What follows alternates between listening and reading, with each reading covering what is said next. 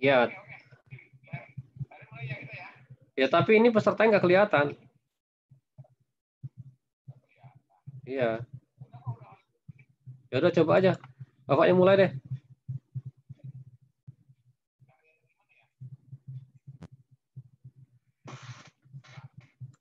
Pesertanya nggak kelihatan. Video pesertanya nggak kelihatan.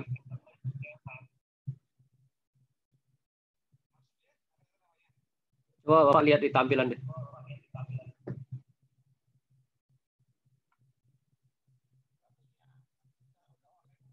Ya udah, Bapak yang online.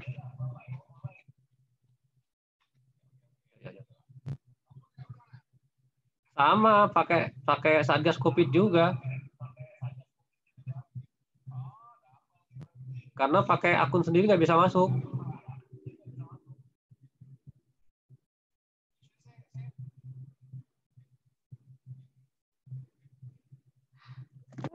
Kacau.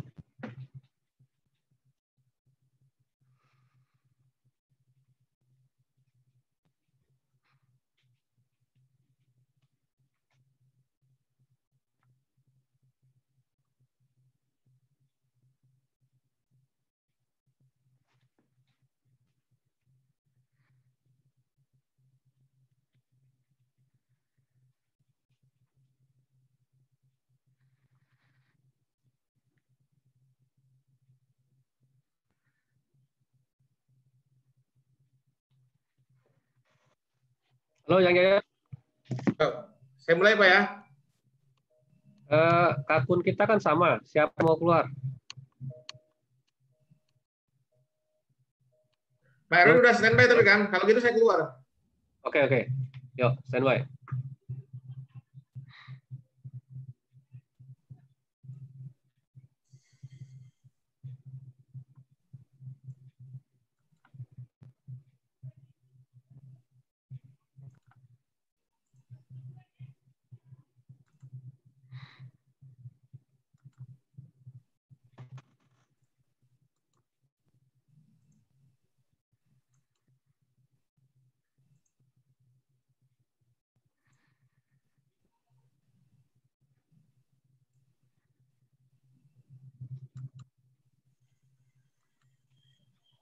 Pak Jajat belum keluar.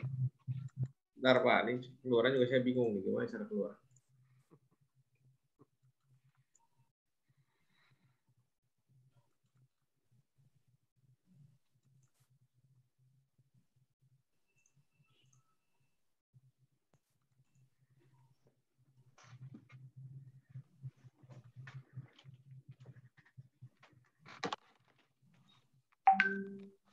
Udah Pak? Bisa nggak? Sebentar nih, Keith, please sign a host. Oh, Bapak jadikan saya host dulu. Jangan keluar, Bapak jadikan saya host dulu, baru Bapak keluar. Kan saya co-host.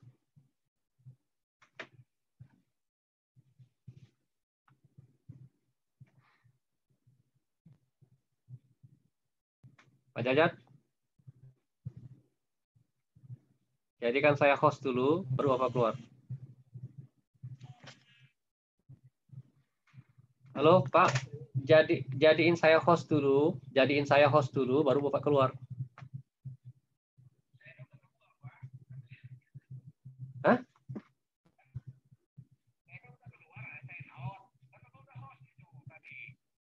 Itu masih online tuh, Bapak?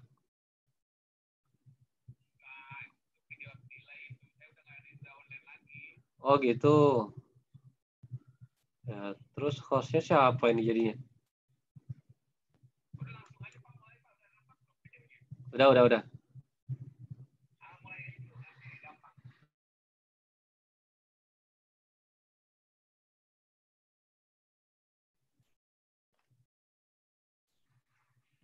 Halo, selamat siang, sejawat sekalian. Apakah bisa mendengar suara saya?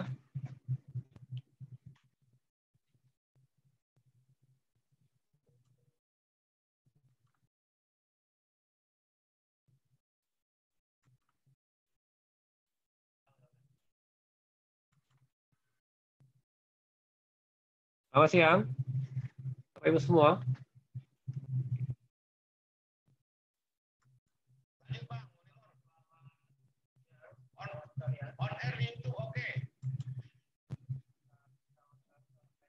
Baik, mohon maaf sebelumnya karena ada kesalahan teknis terkait dengan sinyal, sehingga terputus-putus dan terjadi gangguan koneksi dengan pertemuan Zooming kita hari ini.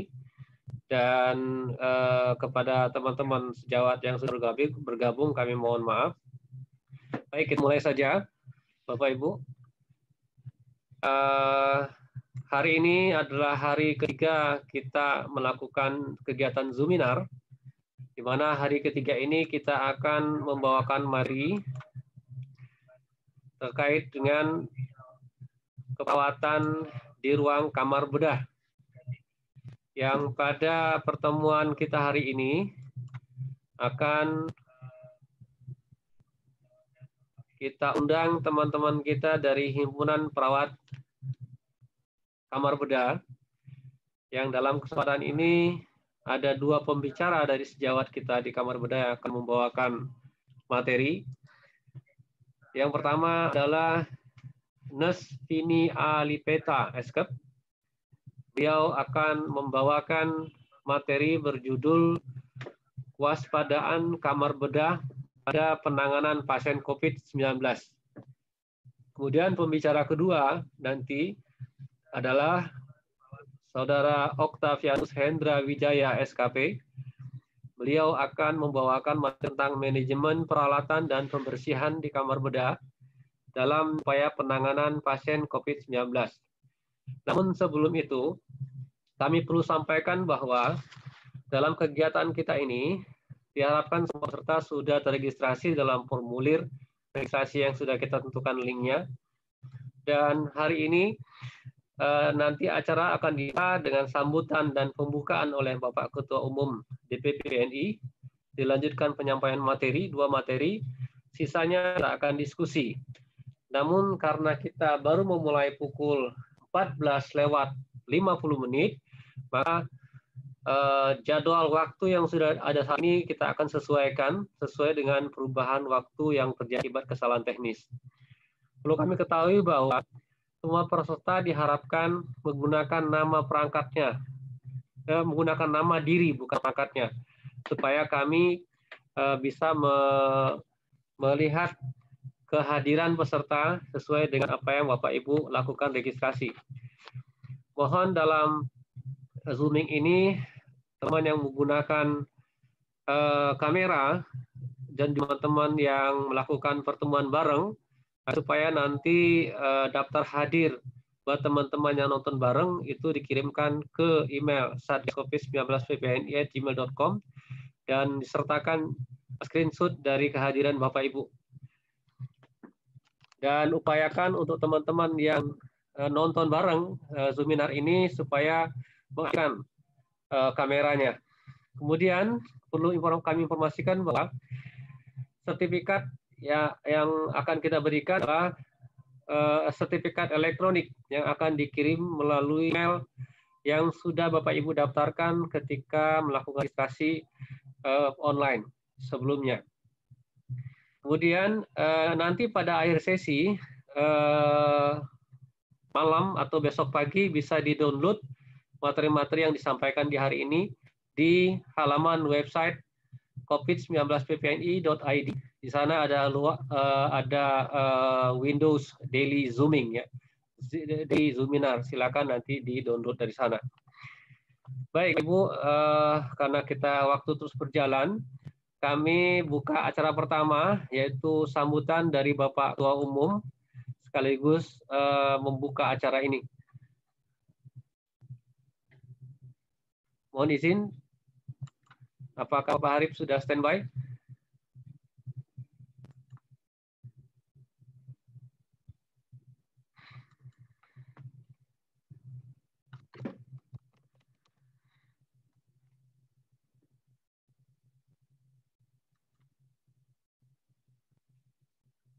Silakan Pak Harip.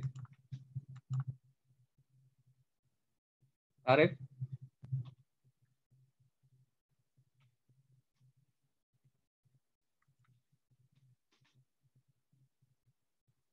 Baik, sembari menunggu Fahri Fadila, Ketua Umum DPP PPNI, kami mengundang, apakah Nespini Alipeta sudah di dalam? Nespini?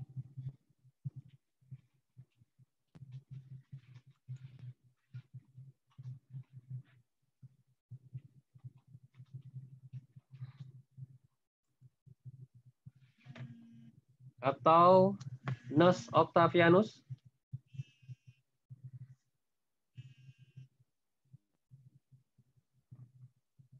Ya, halo. Halo.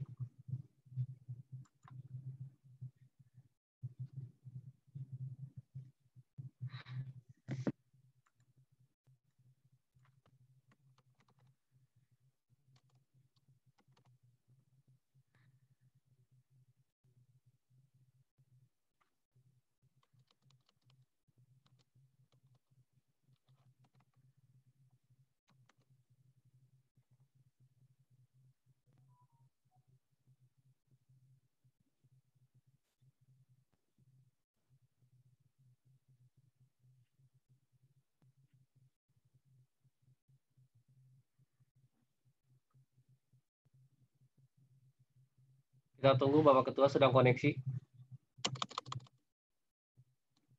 Halo. Pak Arif, apakah sudah masuk?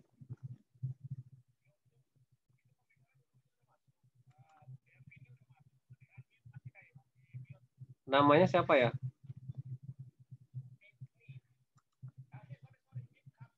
Oh, oke. Oke, Kabi guys ya. Laku. Oke, assalamualaikum. Oke, silakan Fabini. Assalamualaikum Pak, sudah hadir. Salam. Yang Pak Octavianus Hendranya belum hadir Pak, belum bisa masuk Pak. Tadi sudah sempat hadir tapi di close. Oh gitu. Ya. Kita menunggu Pak Ketua untuk hadir. Saya coba kompri Pak Ketua Umum dulu, apakah dia sudah bisa masuk. Bu Vini tunggu sebentar ya. Baik Pak. Kita live aja. Kayaknya dengerin aku aja. Baik, sepertinya Pak Ketua Umum belum bisa nyambung. Mungkin kita mulai dari pembicara pertama. Bu Vini bisa? Boleh Pak.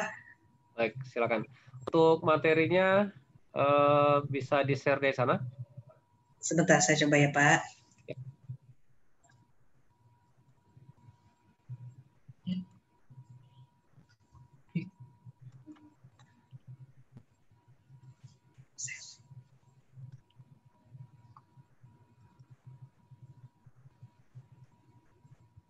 Gimana? Udah terlihat Pak materinya Pak? Belum. Melalui share screen. Mungkin ada waktu delay. Mungkin tunggu sebentar. Karena udah terbuka? Sudah.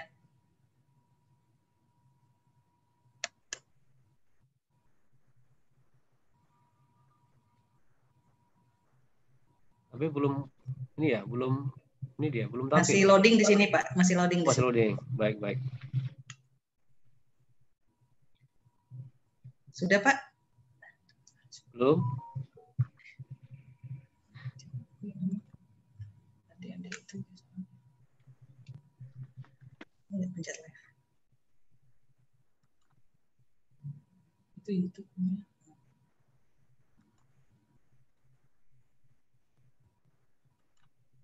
Jaringan.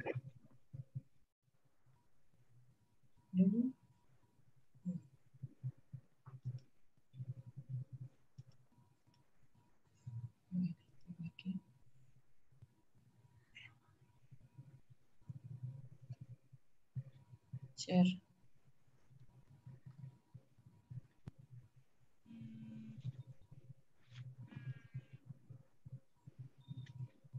Halo.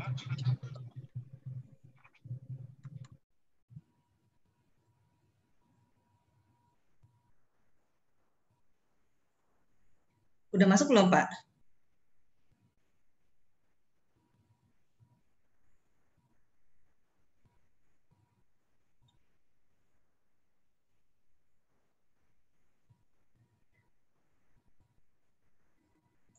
Slide-nya udah ada, Pak? Ya, silakan Bu Feni, ada, silakan. Sudah ada ya? Ya. Ya, Bismillahirrahmanirrahim. Assalamualaikum warahmatullahi wabarakatuh. Waalaikumsalam. Ya, terima kasih kepada Satgas COVID DPP PPNI yang sudah memfasilitasi Zoom meeting untuk setiap himpunan. Juga selamat datang kepada teman-teman perawat dimanapun berada ya. Subhanallah ya, hari ini kita nunggu cukup lama ya karena memang ada jaringan ya. Baiklah, pada kesempatan ini saya akan menyampaikan tentang kewaspadaan di kamar bedah dalam penanganan. Ya, jadi di sini kita sama-sama tahu ya bahwa untuk pembahasan yang dibahas pada hari ini adalah rumah sakit yang memang tidak murni jadi pusat rujukan nasional. Kalau misalnya rumah sakit yang memang sudah jadi pusat rujukan nasional sudah clear untuk tata ruang gitu ya, transportasi, penyiapan recovery room. Tapi memang di sini dibahas lebih pada rumah sakit yang memang pada awalnya tidak dipersiapkan untuk menjadi rumah sakit untuk menerima pelayanan perioperatif dengan COVID-19 gitu ya. Jadi bagaimana kita sama-sama tahu bahwa pelayanan kesehatan dalam penanganan wabah ini adalah prioritas dari semua layanan, termasuk kita di kamar bedah itu menjadi diberikan oleh pemerintah untuk tetap memberikan layanan perioperatif gitu ya, karena kita sama-sama tahu bahwa semua pasien memiliki hak yang sama untuk mendapatkan terapi pembedahan dan perioperatif ya, baik itu ODP, PDP, bahkan yang positif COVID-19. Jadi pelayanan keperawatan perioperatif ini sangat beresiko dalam penularannya karena kita sama-sama tahu banyak sekali tindakan-tindakan yang menyebabkan aerosol, di mana kita sama-sama tahu bahwa COVID-19 ini penyebarannya melalui airborne gitu ya, seperti itu. Jadi itu banyak sekali tindakan-tindakan yang dilakukan di kamar bedah. Jadi kita sebagai tim bedah wajib melindungi diri kita sendiri juga pasien dalam mematuhi praktek ini untuk mengendalikan infeksi di lingkungan perioperatif ya. Ya baiklah, untuk protokol kewaspadaan di kamar bedah sebenarnya kami sudah membuat rekomendasi di kamar bedah. Saya harap semoga teman-teman yang ada di kamar bedah sudah menerima gitu ya rekomendasi yang dibuat oleh HIPKABI ya, di mana di sini akan kita bahas tentang kondisi lingkungan di kamar bedah, penata laksanaan pasien di kamar bedah, tim bedah yang melakukan tindakan di kamar bedah dan alur pasien di kamar bedah. Dan juga selain kewaspadaan di kamar bedah, nanti kita juga sudah akan bahas tentang alat pelindung di kamar bedah ya, APD di kamar bedah. Ya mungkin kalau teman-teman kemarin ikut kegiatan yang sebelumnya hari pertama itu dari PPI ya, situ juga sudah dikupas banyak tentang APD yang dipakai di dalam menangani kasus COVID ini ya. Jadi nanti di materi hari ini kita lebih menekankan pada pemakaian APD di kamar bedah ya. Nah, jadi di mana protokol preoperatif itu jadi penundaan operasi sangat tergantung dari SDM dan fasilitas rumah sakit tersebut. Jadi dalam penanganan pasien COVID ini, jadi harus dipertimbangkan SDM-nya, harus dipertimbangkan fasilitasnya. Karena kita sama-sama tahu bahwa tidak ada kedaruratan dalam pandemik ya. Jadi memang harus APD itu menjadi senjata kita harus ada gitu ya, seperti itu. Jadi operasi disarankan untuk dibatalkan atau ditunda selama masa pandemi ini. Jadi kalau misalnya operasi elektif yang memungkinkan untuk ditunda itu bisa ditunda gitu ya, kecuali yang emergensi ya, seperti itu. Karena memang tadi kita sama-sama tahu bahwa tindakan-tindakan operasi itu tadi menyebabkan banyak aerosol. Jadi sebelum untuk rumah sakit yang memang tidak menjadi pusat rujukan COVID tapi menerima pasien dengan COVID-19, sebelumnya kita harus melakukan screening ya. Kita harus screening, mengevaluasi pasien-pasien yang akan dilakukan pembedahan ya. Jadi kita tahu bahwa apakah pasien ini masuk ke golongan ODP, PDP atau sudah terpapar COVID ya, seperti itu. Jadi seperti itu. Dan di perioperatif ini juga yang harus kita pahami adalah apalagi kalau misalnya pasien itu ada terpapar dengan COVID-19, maka harus handover melalui telepon ya. Jadi harus melalui telepon dan atau melalui rekam medik elektronik. Jadi kita tidak seperti biasanya handover antara perawat ruangan dengan perawat kamar bedah. Ya, jadi ini ada alur ya, rekomendasi untuk operasi emergensi. Ketika bisa ada operasi emergensi, maka kita akan melakukan anamnesa algoritma deteksi dini COVID-19. Ya, nanti ketika pasien itu ternyata teridentifikasi COVID, maka kita putuskan apabila memang dia terindikasi ada gejala COVID, misalnya demam, batuk, tapi misalnya dia emergensi dan harus dilakukan life saving, maka kita lakukan tes screening, gitu kan. Ternyata apabila memang harus segera dilakukan positif COVID, maka kita harus operasi dengan menggunakan APD level 3 dan kita memanipulasi alur yang memang sudah kita persiapkan OK-nya untuk operasi COVID-19, gitu ya. Apabila negatif, maka operasi yang kita lakukan dengan APD standar ya, general percussion yang memang biasa kita lakukan di kamar bedah. Nah,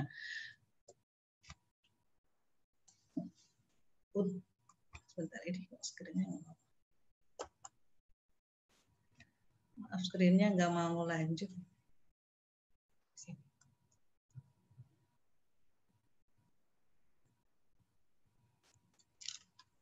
Ya, ini maaf, screen-nya nggak mau lanjut ke yang selanjutnya, ke slide yang selanjutnya adalah alur bagaimana operasi dengan elektif ya, operasi dengan elektif sama gitu. Ketika operasi elektif itu, maka ketika misalnya kita melakukan operasi elektif, maka kita juga harus melakukan prosedur tadi anamnesa, algoritma dari deteksi dini COVID-19 itu harus tetap dijalankan dalam kita menerima operasi elektif, apalagi misalnya elektif ya. Jadi ketika kita melakukan prosedur dengan resiko tinggi, maka algoritma itu harus berjalan gitu ya.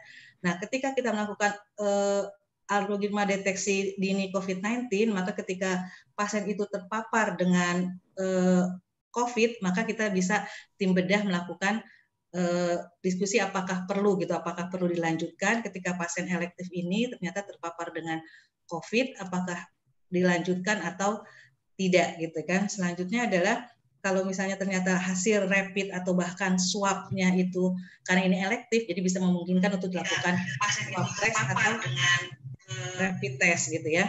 Jadi itu bisa kita lakukan dengan standar biasa dilakukan operasi gitu kan. Jadi ketika misalnya tadi operasi elektif terpapar dengan COVID dan harus dilakukan, maka kita harus melakukannya dengan menggunakan APD level 3 gitu, level 3 yaitu APD yang lengkap gitu ya, juga personilnya sudah dipersiapkan gitu ya, tim bedahnya sudah di latihan atau sudah diedukasi gitu ya, seperti itu, dan sudah di briefing dengan baik gitu bagaimana kita akan menangani operasi elektif dengan pasien dengan terpapar dengan COVID-19 ini gitu kan.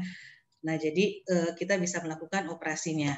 Nah, di mana algoritma dari pasien dengan deteksi dini itu mungkin teman-teman juga sudah mengetahui ketika algoritma itu adalah jadi apakah pasien itu ada riwayat erat dengan kasus COVID ini gitu kan, apakah pasien ini baru datang dari luar negeri atau wilayah yang memang secara sudah masuk ke zona merah, maka itu akan dilakukan screening ya, screening apakah memang dia ada kontak, sudah lakukan tindakan-tindakan apakah misalnya perlu rapid test, perlu swab gitu. Jadi memang ketika pasien diputuskan untuk dilakukan tindakan pembedahan gitu ya, itu sudah clear untuk screeningnya, ya sudah clear untuk screeningnya. Nah, itu adalah fase dari praoperatif yang harus kita persiapkan. Tadi diingatkan bahwa pada fase preoperatif untuk handover-nya itu adalah melalui telepon atau melalui media elektronik ya, media elektronik untuk pasien gitu ya. Nah, pada saat intraoperatif, kamar operasi dan perlindungan untuk pasien COVID itu beri label ya. Jadi ketika misalnya kita sudah menentukan dari jumlah kamar operasi di kita mana yang akan kita jadikan OK COVID. Kita akan COVID, maka OK itu harus diberi label sebagai OKA COVID-19 gitu ya. Mungkin pakai itu kita sepakati apa pakai tulisan, apa kalau memang sepakati pakai lampu gitu ya. Seperti misalnya kalau misalnya ada kita melakukan radiasi, tapi sebaiknya sih memang biasanya ditulis ya. Sekarang itu ditulis dengan menggunakan OKA COVID-19 ya. Seperti itu. Jadi hanya dan itu juga harus digarisbawahi bahwa hanya petugas yang terlibat langsung yang dapat memasuki kamar operasi gitu ya. Jadi kamar operasi tersebut dipastikan berfungsi dengan baik secara teknis termasuk aliran laminari dan filter kamar operasinya. Jadi harus kita pastikan bahwa memang tata udaranya juga baik gitu ya. Karena ruang operasi untuk COVID-19 ini adalah dengan pressure yang negatif ya. Tapi apabila tidak memungkinkan OKA di tempat ibu bapak harus di pressure negatif gitu, maka ada rekomendasi juga yang mengatakan boleh dengan tekanan yang positif ya, tekanan positif tapi dengan di ujung gitu. Jadi memang untuk OKA-nya itu dia tidak banyak dilalu lalang oleh orang gitu ya. Lalu lalang orang itu sangat minimal gitu kan. Kalau misalnya memang kita tidak bisa menjadikan OKA, karena memang hampir sebagian besar untuk OKA di Indonesia itu sudah disetting untuk menjadi dengan pressure yang positif gitu kan, seperti itu. Tapi apabila memang tidak memungkinkan untuk tadi operasi dikonversi menjadi negatif, maka adalah tadi kamar operasinya memungkinkan menempatkan OKA COVID itu pada yang paling ujung atau yang jarang dilalui gitu ya.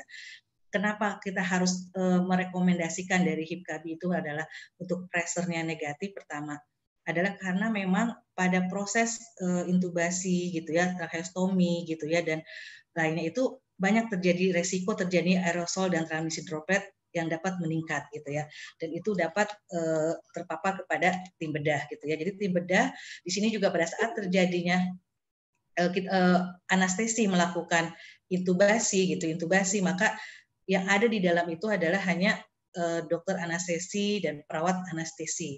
Jadi untuk tim bedah yang tidak memang berhubungan langsung dengan induksi, itu sebaiknya di luar karena untuk mengurangi dari paparan dari aerosol tadi gitu ya. Kecuali kalau misalnya tadi pada saat ekstubasi terjadi perdarahan, maka tim bedah yang diperlukan bisa masuk. Jadi tim bedah itu disarankan memasuki ruangan 10 sampai 20 menit pasca tindakan intubasi.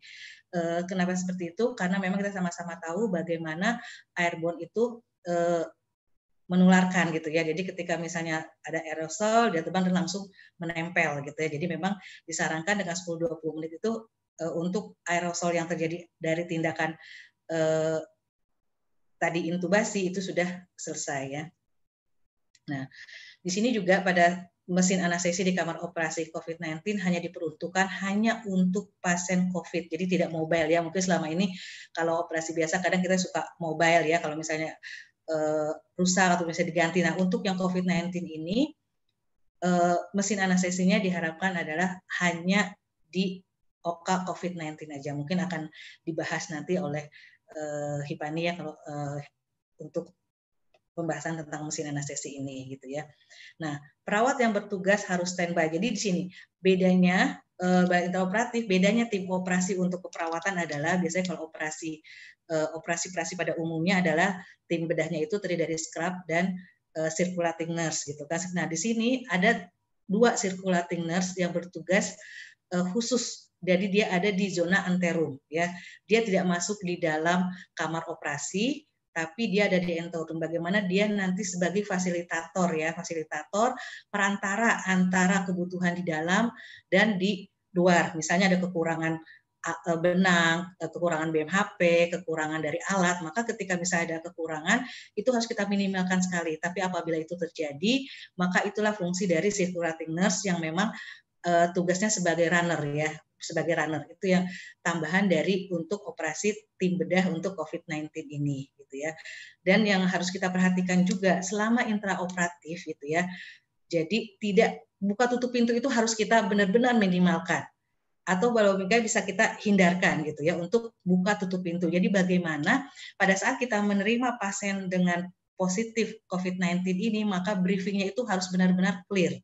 Harus benar-benar clear, jadi semua persiapan itu sudah memang tidak ada yang kurang gitu. Jadi sangat minimalkan untuk keluar masuknya orang dalam buka tutup pintu kamar operasi ya, karena kita sama-sama tahu tadi direkomendasikan untuk pressure negatif gitu ya.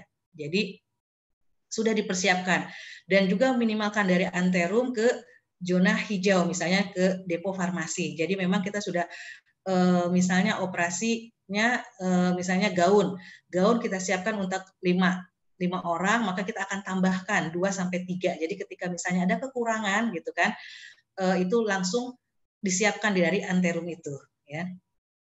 Nah ini ya. Nah ini teman-teman, untuk tindakan laparoskopi ya, tindakan laparoskopi memang tindakan ini dapat menimbulkan aerosol, dapat meningkatkan resiko tertular kepada tim bedah gitu kan. Tapi memang harus diminimalkan, walaupun tidak memungkinkan tindakan ini dilakukan gitu kan. Slide-nya nggak jalan ya Bu? Slide-nya. Jalan Pak. Jalan. Oke. Jalan. Jadi pertimbangan pengguna laparoskopi ini harus berdasarkan penilaian klinis terhadap resikonya dan potensi transmisinya. Jadi memang ada beberapa literatur mengatakan bahwa memang minimalkan untuk tindakan-tindakan yang menyebabkan aerosol ya, seperti dari laparoskopi, endoskopi, terus yang melakukan dengan bor seperti bor ortopedi gitu ya, seperti itu. Tapi tindakan itu tidak mungkin tidak dilakukan apa memang bila dibutuhkan. Tapi bagaimana kita sebagai perawat kamar bedah harus memahami ketika tindakan itu harus dilakukan ya, karena memang belum ada bukti konklusif mengenai resiko operasi baik itu terbuka maupun laparoskopi ya, karena terbuka juga ada electrocauter ya yang menunjukkan dari asapnya gitu kan, seperti itu ya. Jadi memang belum ada literatur yang memang mengatakan bahwa resikonya apa sih kalau open, resikonya apa sih kalau laparoskopi gitu ya, seperti itu. Nah ini, jadi apa sih yang harus kita perhatikan ketika kita harus menjadi scrub sirkuler pada operasi laparoskopi? Pertama, kita harus perhatikan tekanan inflasi dari CO2-nya harus dijaga seminimal mungkin dikoordinasikan dengan operator gitu kan, operator ya. Jadi untuk gas CO2-nya itu diminimalkan untuk inflasinya gitu ya. Jadi apabila kalau misalnya memang kita memiliki dari sistem evakuasi gas dan filter itu lebih baik gitu ya. Kalau misalnya enggak, berarti kita ketika ada gas keluar maka kita harus sering menyedotnya gitu ya. Jadi penggunaan suction dilakukan sesering mungkin, termasuk untuk menghisap penghisap udara saat menggunakan diatermi ya. Jadi tadi kauter pun karena memang jaga aerosol itu biasa menyebabkan paparan dari kuman COVID-19 gitu ya. Jadi yang ketiga, selama distimulasi semua gas CO2 dan asap yang lolos harus ditangkap dengan sistem ultrafiltrasi dan mode difluensin harus digunakan pada inflasi jika tersedia gitu. Jadi seperti itu.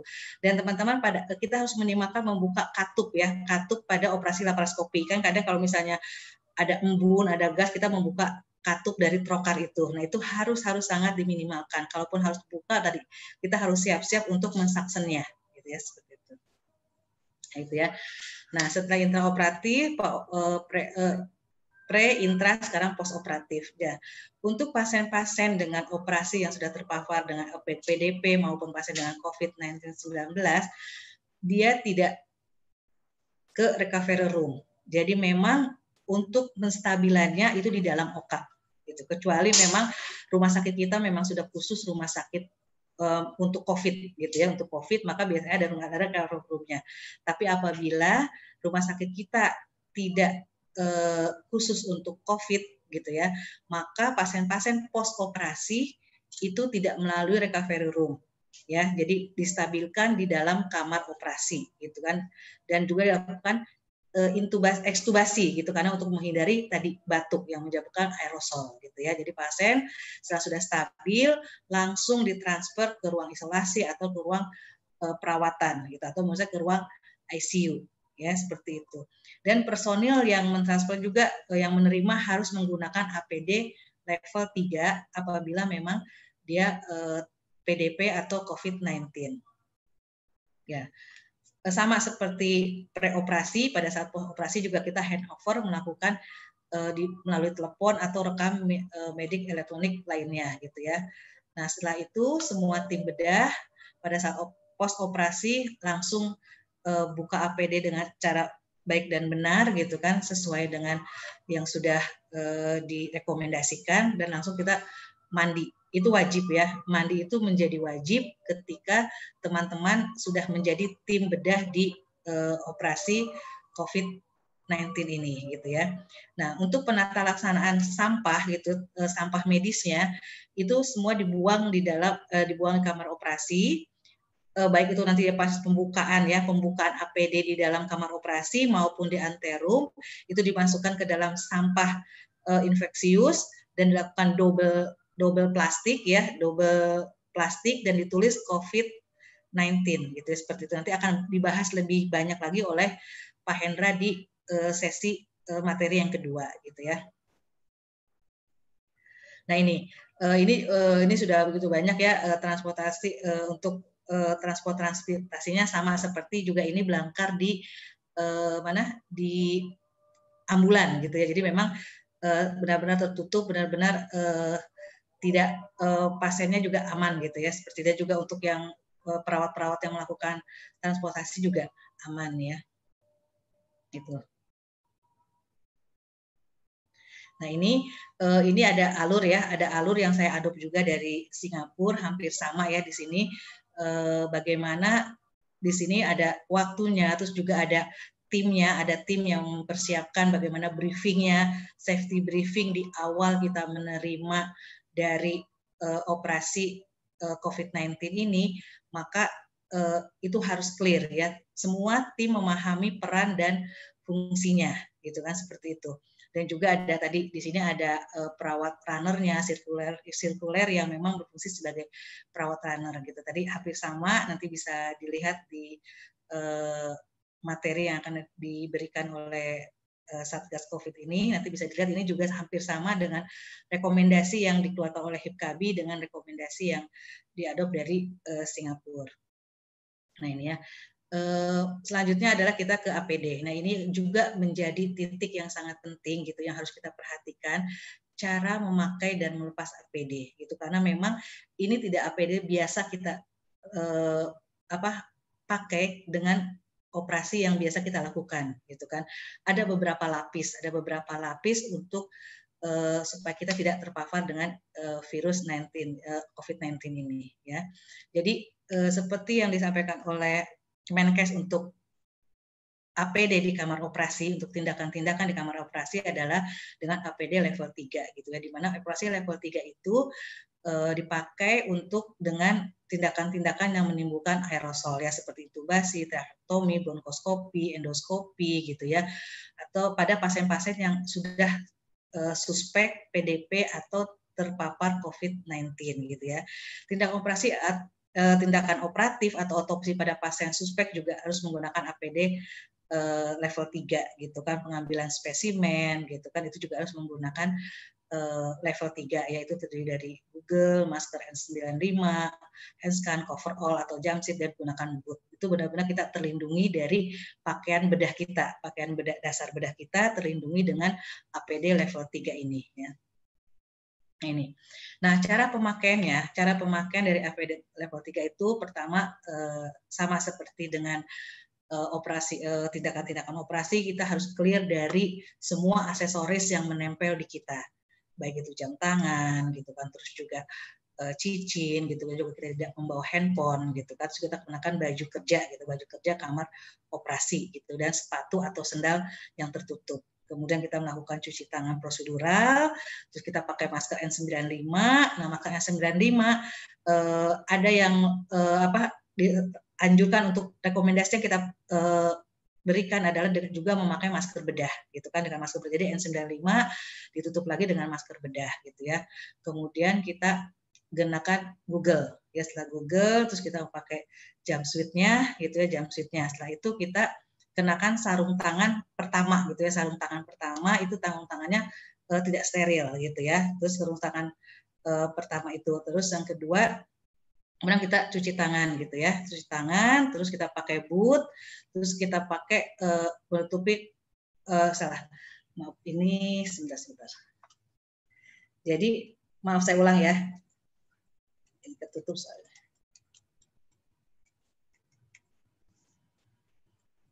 Nah, saya ulang, untuk pemakaian dari APD atau donning di kamar bedah itu, yang pertama adalah tadi ya, kita lepas barang pribadi, pakai baju OK, cuci tangan, pakai masker N95, kemudian pakai masker bedah, kemudian pakai Google, terus kita gunakan cover all jumpsuit-nya gitu ya.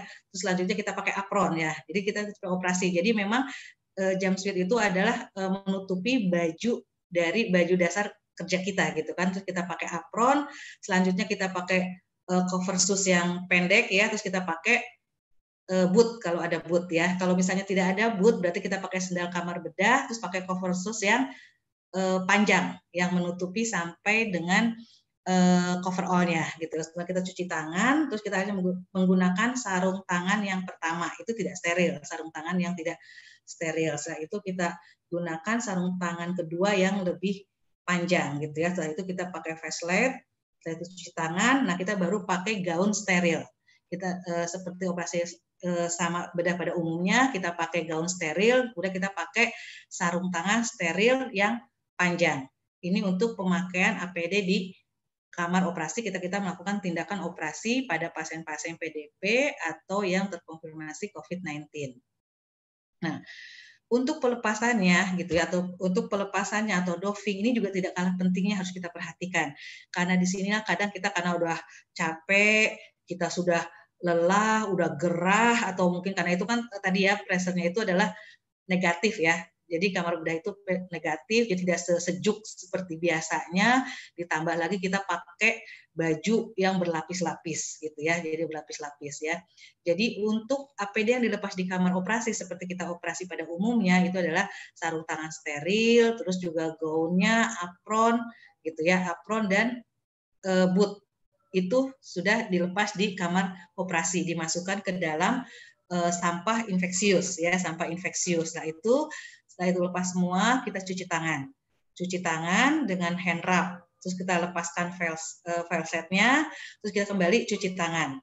Setelah kita cuci tangan, jadi setiap langkah dalam melepaskan APD kali ini adalah setiap langkah harus cuci tangan gitu ya, harus cuci tangan. Setelah kita lepas flashlight, terus kita cuci tangan, kita lepas Google, terus kita cuci tangan kembali gitu kan. Nah ini APD juga ada 2 tempat ya, APD yang dilepas di kamar bedah gitu, karena memang lapisan pertama yang kita pakai itu tadi khawatir terpapar dengan gitu ya, tindakan aerosol, jadi memang itu harus dilepas di kamar bedah.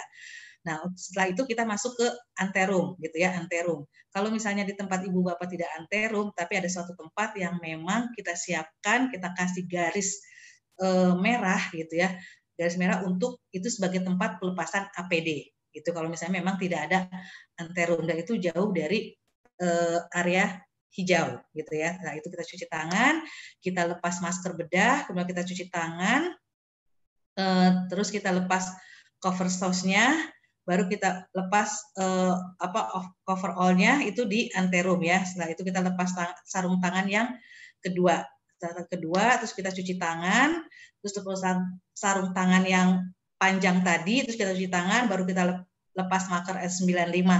Kalau misalnya memungkinkan setelah kita cuci tangan itu, sebelum kita lepas masker N95, kita tadi kan topi sudah dilepas ya, topi itu kita lepas, jadi kita pakai yang baru gitu. Tapi kalau tidak memungkinkan, kita pakai N95, cuci tangan, terus lepas surgical cap, udah kita cuci tangan lagi, kita langsung mandi gitu ya. Itu sedikit lebih panjang waktu dalam membuka APD pada operasi dengan pasien dengan terpapar COVID-19. Nah, jadi di sini juga harus kita perhatikan bahwa anterum adalah ruang transisi yang menghubungkan area terkontaminasi dan area tidak terkontaminasi gitu ya. Jadi di tempat inilah tenaga kesehatan memakai atau melas APD sebelum berpindah. Jadi anterum itu tadi kita sebelum masuk kita pakai jumpsuit-nya juga di anterum gitu ya. Nanti melepasnya pun di anterum ya, ketika lapis pertama sudah dilepas di dalam kamar bedah. Tadi bila di fasilitas kesehatan tidak terdapat anterum, maka dapat digunakan area lainnya gitu kan. Tapi memang sudah disepakati bahwa itulah area untuk melepas dari APD di anterum gitu ya. Tadi limbah medis sama dibuang menggunakan kantong plastik ganda dan diikat, dan diberi label COVID-19. Oke, ini referensinya untuk materi ini. Mungkin itu yang bisa saya sampaikan tentang kewaspadaan di kamar bedah dari fase pre, intra, dan post, juga ini untuk pemakaian APD-nya.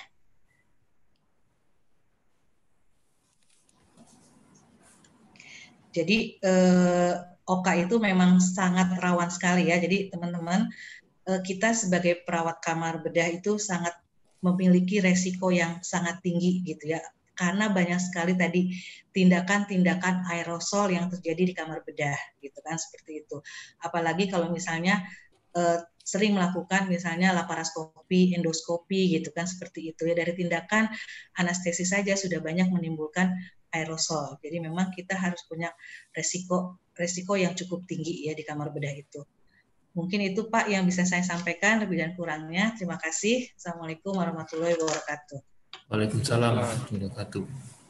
Baik, tampaknya buat kita Pak Hendra Wijaya belum juga ada di dalam meeting karena padatnya antrian yang masuk ya. Karena di traffic member kita hari ini itu ada 900 lebih, sedangkan di waiting room-nya ada 100-an ya. Ya, kami admin berupaya untuk membantu supaya yang bersangkutan bisa masuk. Namun sembari menunggu, saya coba konfirmasi ke ketua dulu, Bapak Ketua Umum, apakah sudah ada di dalam?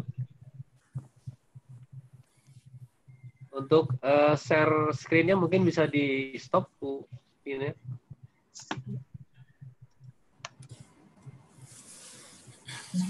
Sudah ya?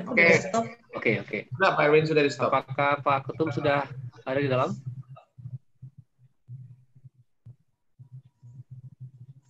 Kalau tidak Pak Ketum mungkin Bu Sekjen Pak Erwin. Baik, nampaknya belum ada respon dari Pak Ketum. Kami menunggu adanya konfirmasi dari Pak Hendra Wijaya dan juga Pak Ketum. Kami gunakan kesempatan ini untuk kita berdiskusi dengan materi pertama yang dibawakan oleh Ibu Vini Aliveta.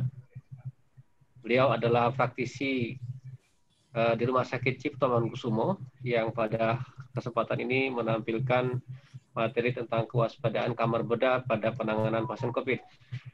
Kami buka forum pertanyaan, kami akan coba bacakan yang tertulis di ruang chat ya, apa saja yang dipertanyakan oleh rekan kita di dalam ruang chat di sana. Kemudian Bapak Ibu yang ingin bertanya, saya kira kalau kita menggunakan suara atau video, saya lihat tampaknya di layar semuanya angkat tangan, sehingga bingung memilih yang mana. Ya, saya pilih acak saja.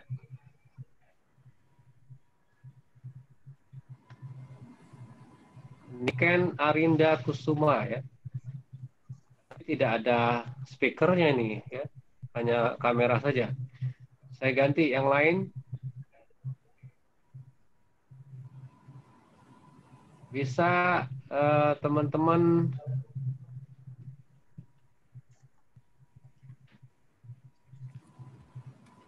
atas nama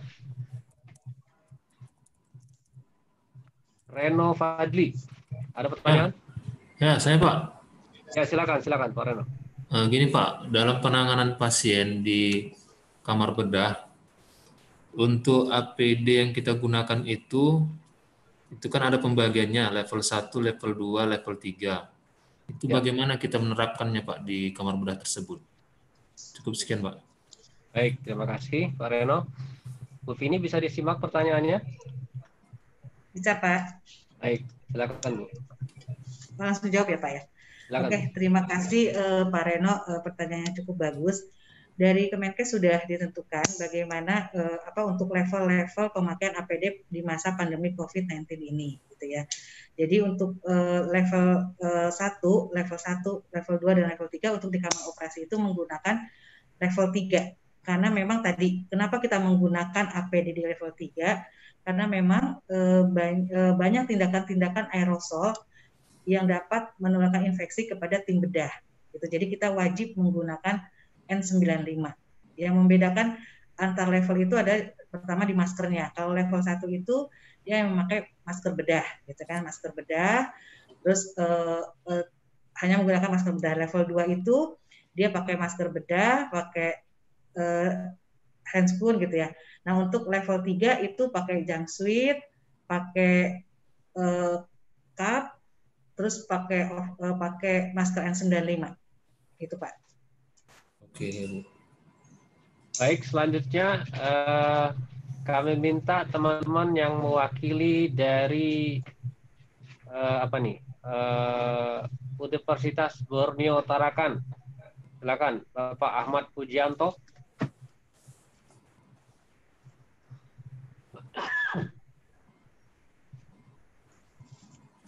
Hadir?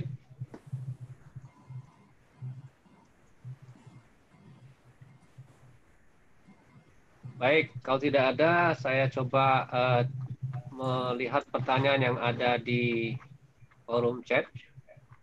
Sepertinya di sini masih sibuk registrasi ya, di forum chat. Saya panggilkan yang angkat tangan lagi. Dari, ini ada Pak Rahmi, apa nih? Rahmi, silakan, Rahmi.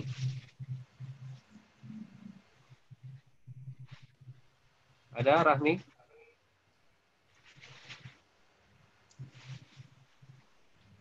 Tidak ada. Oke, kita pindah ke yang lain, ke Zurotun Faiza.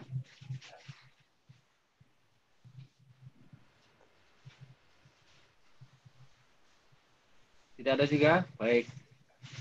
Kita pindah ke Tatang Sunendar.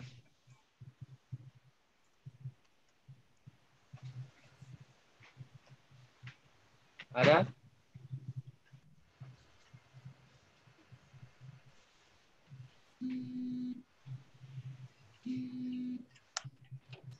Tidak ada juga.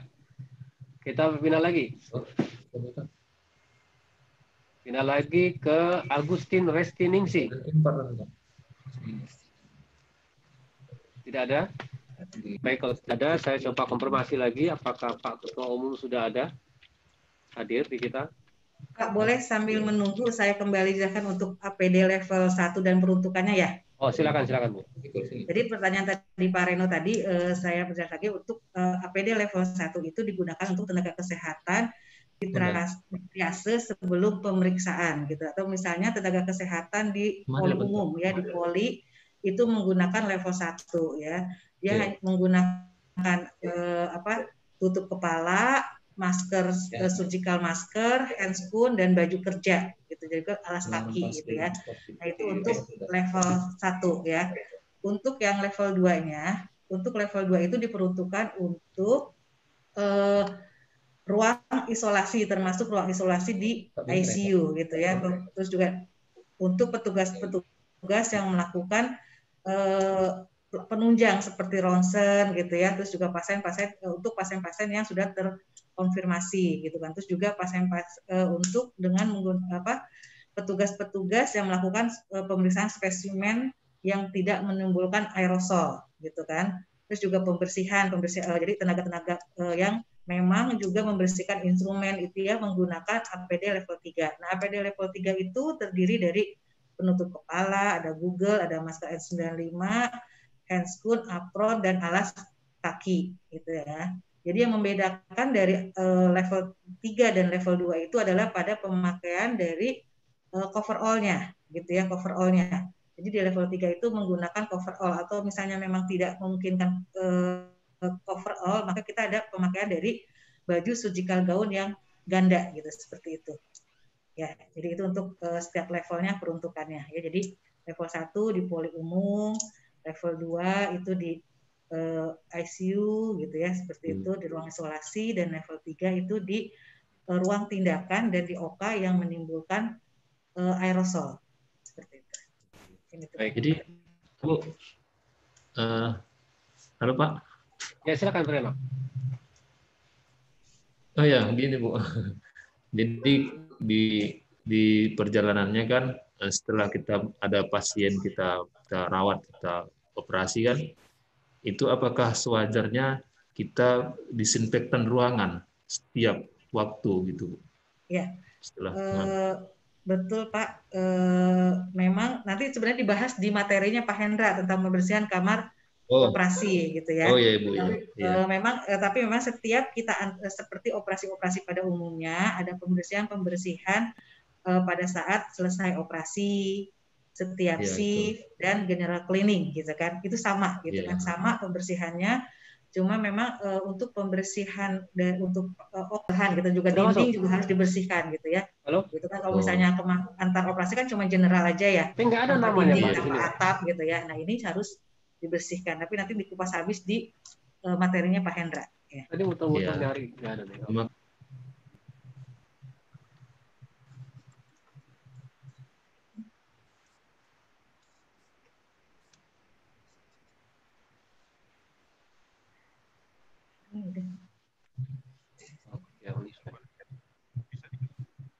Pertanyaan lain Pak Erwin. Untuk di ruang meeting room tidak bisa diketik Pak. Coba ya satu-satu, kecuali dia di dalam meeting baru bisa. Pertanyaan yang lain aja Pak Erwin, pertanyaan dulu. Saya coba add semua nih, mungkin beberapa ada yang kena kali.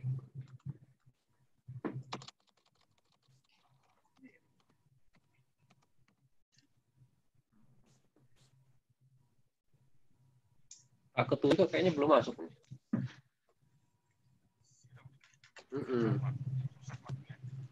Ya karena trafficnya tinggi sekali. Yang mau coba masuk tuh ada sekitar 6.000 Pak.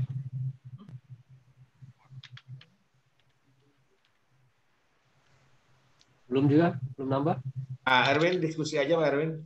Mungkin Pak Octavianus tertahan di luar karena semua waiting room sama meeting room sudah penuh Pak. Ini saya coba cari namanya, terus cari. Oke. Kita coba pancing, nanti dibantu oleh host ya Pak. Nanti saya dibantu oleh co-host nanti coba. Oke. Ya. Siap. Saya bantu masuk. Baik Bapak Ibu, sembari co-host kita mencari keberadaan Pak Hendra yang masih di ruang tunggu, kita invite, dan juga keberadaan Bapak Ketua Umum yang ada di ruang tunggu juga sepertinya. Karena traffic kita sangat tinggi hari ini. Yang registrasi hampir menyentuh angka 6.500, sehingga yang antri masuk ke ruangan Zoom Minar ini sangat padat sekali. Sementara yang ada di dalam ruang Zoom meeting sudah 980 orang. Baik, sembari menunggu, kembali kita buka ruang diskusi untuk Bapak Ibu bertanya pada kesempatan ini, karena sangat jarang forum ini kita lakukan, sehingga kita manfaatkan pertemuan ini untuk membahas tentang apa saja yang perlu kita ketahui terkait dengan pengelolaan di ruang kamar operasi, khususnya ketika kita menangani pasien-pasien yang baik suspek maupun yang sudah positif COVID. Kami persilakan kalau ada yang ingin bertanya. Di sini ada pertanyaan dari Ibu Rafika Suryani. Untuk APD terluar setelah hazmat, pakai APD steril untuk bedah. Apakah APD paling luarnya dapat digunakan kembali atau harus dibuang bersamaan dengan hazmat? Ini pertanyaannya Bu Vini. Ya. Terima kasih. Dari siapa Pak tadi?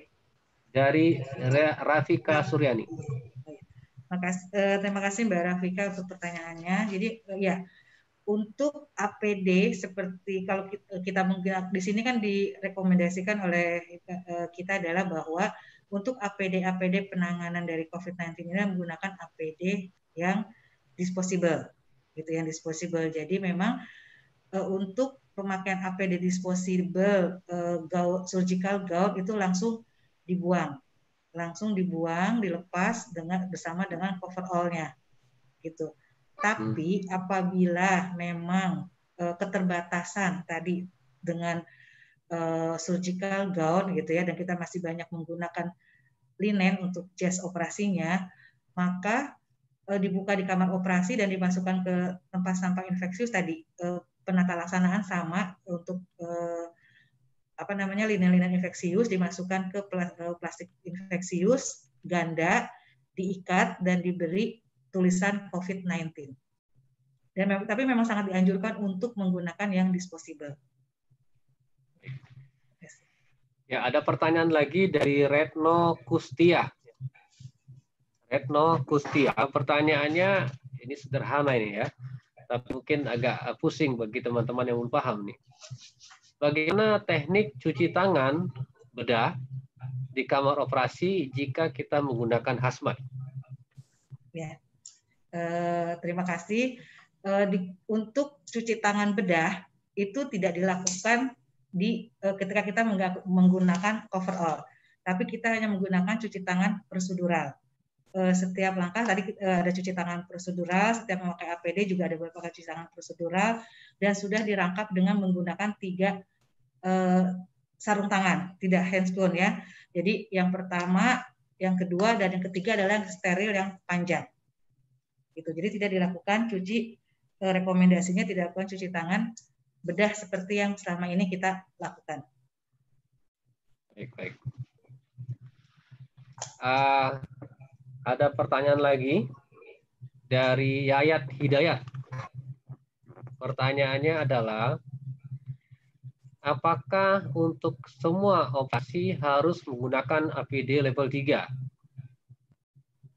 Ya, tadi semua pasien-pasien yang akan dilakukan tindakan operasi, terutama elektif, itu harus sudah melalui screening dari algoritma dari COVID-19. Jadi ketika memang pasien itu terindikasi PDP atau COVID-19, ya kita harus menggunakan APD level 3. Tapi apabila dia dari hasil screening itu adalah bukan PDP atau terindikasi COVID-19, maka menggunakan APD seperti biasa. Gitu. Baik. Kita coba cek ulang apakah Bapak Hendra sudah ada di dalam ruangan. Bagaimana Pak Kohos? Belum bisa masuk, Pak. Sampai dengan saat ini belum bisa masuk. Apakah di ruang waiting room-nya ada nama beliau? Beliau tidak bisa masuk ke waiting room maupun ke meeting room karena di luar itu sudah antrian banyak sekali. Jadi begitu kita remove yang tidak ada namanya, langsung masuk yang sudah antri. Baik. Bentar, saya hubungi Pak beliau. Apakah? Halo? Halo? Halo? Halo? Ya. Gimana kalau Pak Hendra sampaikan by phone, nanti saya coba bantu slide-nya di sini, bisa Pak? Bisa? Pak Hendranya nonton di YouTube aja kalau enggak. Atau Bapak lihat di YouTube, udah saya bisa buka YouTube? Hendra? Atau nanti Pak Hendra presentasi by phone, lantas monitornya di YouTube gitu Pak. Yes. Lo jangan aja Nen.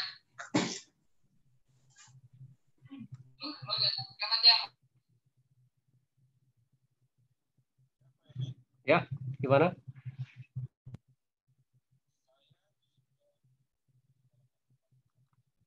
Baik, nanti saya coba tampilkan slide Bapak ya.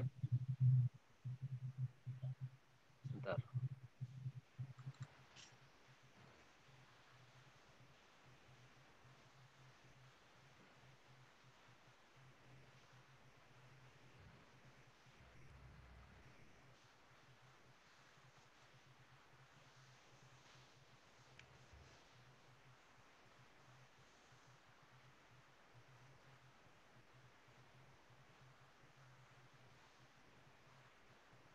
Muncul Pak? Belum?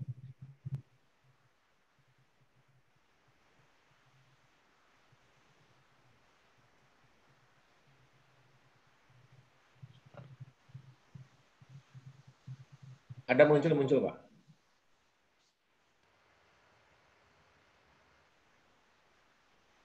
Kok sudah muncul Pak?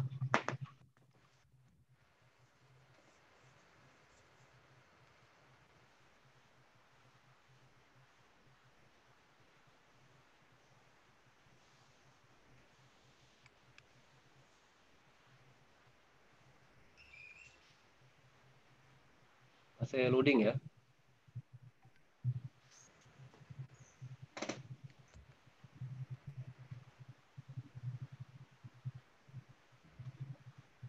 Sudah keluar Pak? Belum?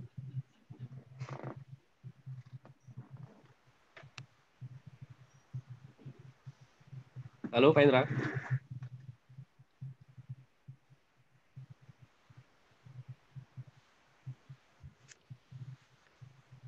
Pak Indra?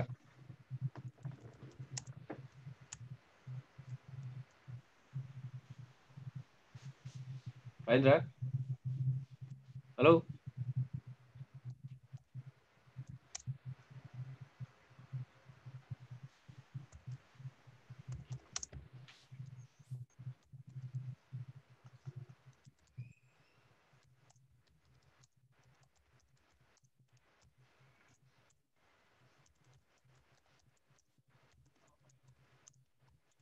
Ya, sudah tampil Pak?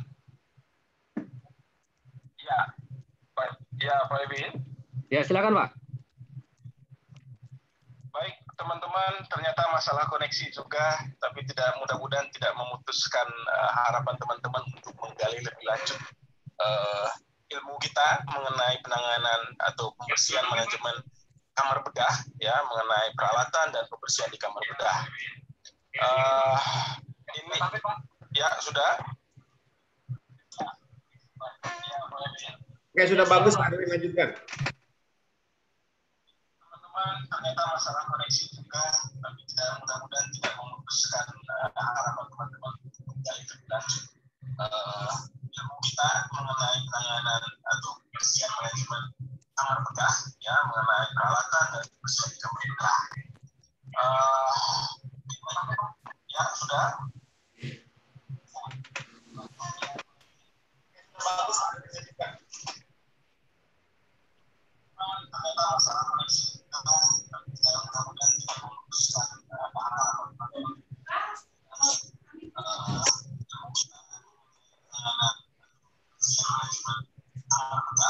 Oke, Pak Irvin. Mungkin YouTube Bapak dimatiin suaranya Pak. Oke, Pak Irvin. Oke, silakan. Ya. Ya. Baik, teman-teman, perlu diketahui bersama bahwa manajemen peralatan dan pembersihan kamar bedah itu juga menjadi bagian dan rekomendasi dari HIPKABI untuk rekan sejawat di seluruh tanah air. Dan ini juga merupakan, ya, disusun berdasarkan evidence base praktis yang ada di kamar bedah, berdasarkan dengan mempertimbangkan rekomendasi kebijakan Menkes, PPNI, WHO, CDC, AWRN, dan semua standar operasional dan prosedur yang ada dari berbagai macam rumah sakit yang ada di Indonesia. Besar harapannya, teman-teman, pandemi ini segera berakhir sehingga lihat di gambar, kegiatan operasi boleh berjalan lebih lanjut, ya. Kemudian kita semua bisa membantu teman-teman pasien yang membutuhkan operasi. Next slide, Pak Erwin. Dosen kedua di Jakarta, Ibu Yeni. Daftar. Hakim tadi level 1, level 2 APD. Kurang kuat enggak? Ada speaker, bisa cukup. Udah dikuat gitu? Udah ada kuat.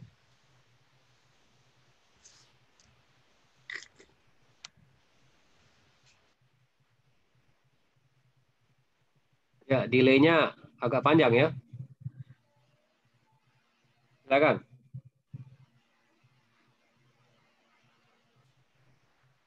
Yang terpenting dalam manajemen peralatan dan pembedahan, ya, dan seluruh kebijakan di dalam kamar operasi adalah bagaimana teman-teman mengetahui prosedur pencegahan berbasis transmisi yang digunakan ya selama ini di kamar operasi, dan teman-teman rasanya semua sudah mengetahui prosedur dan mempunyai protap tertentu. Next.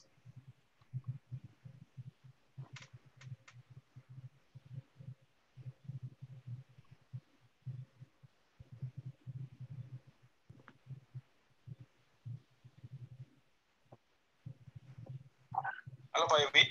Ya, mungkin delay ya.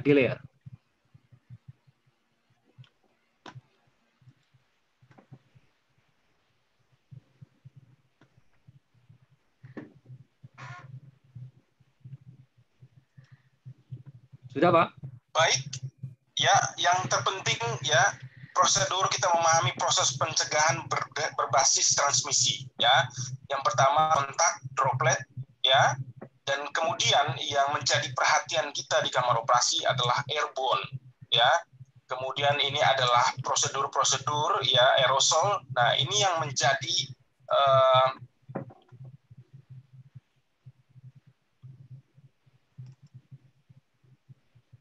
prosedur aerosol ini menjadi potensi bahaya terhadap petugas, pasien sendiri di dalam kamar operasi.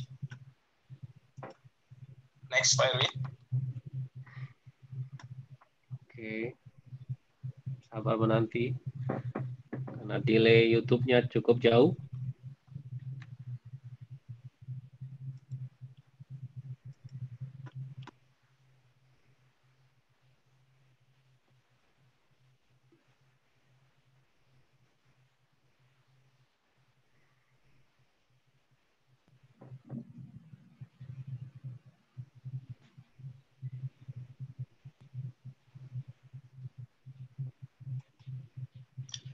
Baik, kegiatan aerosol itu ya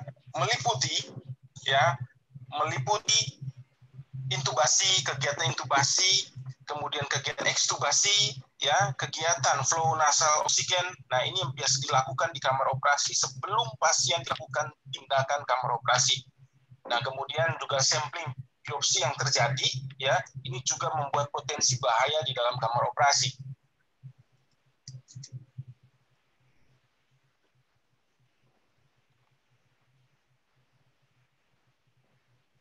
Next slide, Vin.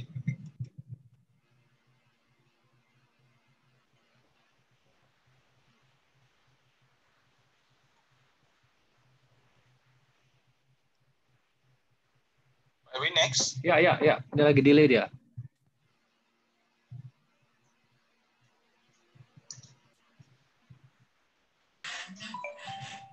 Octavianus, itu sudah berubah kalau di tampilan Zoom. Jadi Bapak langsung aja presentasi slide berikutnya, Pak.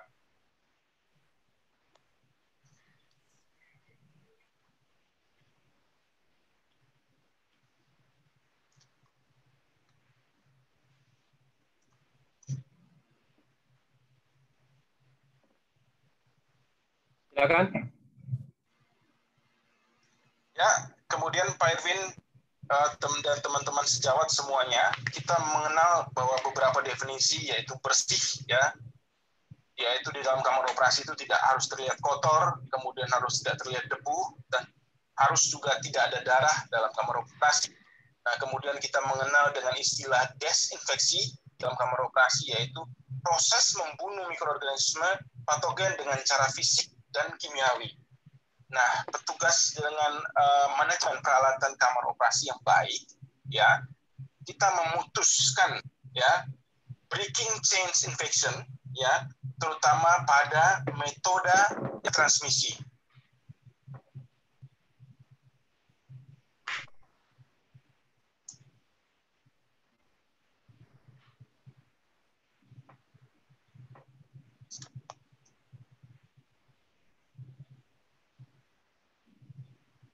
Halo Pak Ewin. Ya, silakan Pak.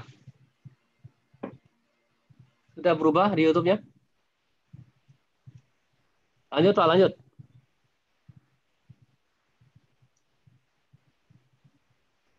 Pak Hendra?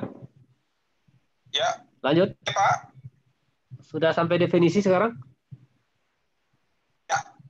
Oke, teman-teman kita melihat bahwa definisi ada limbah cair, limbah medis di dalam kamar operasi, yaitu berupa darah. Ya, ini bahan-bahan yang berpotensi menular buat teman-teman yang berada di dalam kamar operasi jika teman-teman tidak menyadari betul. Kemudian juga ada benda-benda tajam yang sudah terkontaminasi juga. Nah, ini juga berbahaya. Ya, ada limbah patologi, ada limbah mikrobiologi yang mungkin didapat juga dari prosedur operasi. Ini juga turut mempengaruhi teman-teman untuk ya bisa tertular atau terkontaminasi. Jadi ini cukup berbahaya buat teman-teman yang berada dalam menangani kasus ini. Next, Pak Erwin. Oke. Jadi oleh karena itu teman-teman ya, bahwa perawatan instrumen COVID ya ketika di dalam kamar operasi itu sangat penting. Ya, kalau kita melihat bahwa ada lingkaran processing dari perawatan instrumen itu ketika selesai digunakan ya, teman-teman bisa langsung melakukan proses dekontaminasi seperti biasa. Ya. Dengan dalam arti ya, dengan artian bahwa baju steril kemudian dibuka terlebih dahulu ya, ditinggalkan di dalam kamar operasi, kemudian teman-teman melakukan proses dekontaminasi peralatan instrumen dengan baik ya, dengan catatan bahwa teman-teman bisa melakukan penggunaan APD di level 2, cukup di level 2 saja dan tidak perlu sampai dengan level 3 seperti di dalam ya. Dengan catatan perlu saya garis bawahi bahwa teman-teman harus menggunakan ya APD yang sesuai. Ya, ketika di dalam kamar operasi menggunakan APD level 3 dan ketika kita melakukan dekontaminasi alat instrumen cleaning ya, dan teman-teman menggunakan sesuai APD sesuai, bisa digunakan APD level 2. Nah, kemudian menjadi perhatian kita adalah juga dalam penempatan ya, penempatan pencucian instrumen ya harus menggunakan enzimatik ya, karena kita tahu bersama bahwa darah ya, kemudian lipid, lemak dan lainnya juga turut berpotensi untuk menularkan penyakit ini ke yang lain atau ke lingkungan sekitarnya. Nah, kemudian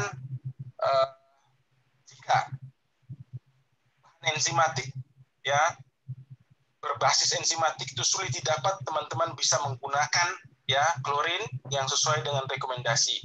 Nah, perlu diingat bahwa untuk pembersihan instrumen klorin ini ya, ini juga bisa menyebabkan korosi bagi instrumen-instrumen teman-teman. Jadi berusaha sedemikian mungkin menjadi prioritas ya penggunaan enzimatik yang baik. Ya. Kemudian penanganan benda tajam juga seperti biasa ya, teman-teman, basis transmisi ya, teman-teman bisa membuka ya, menangani benda-benda tajam itu dengan membuangnya di safe box.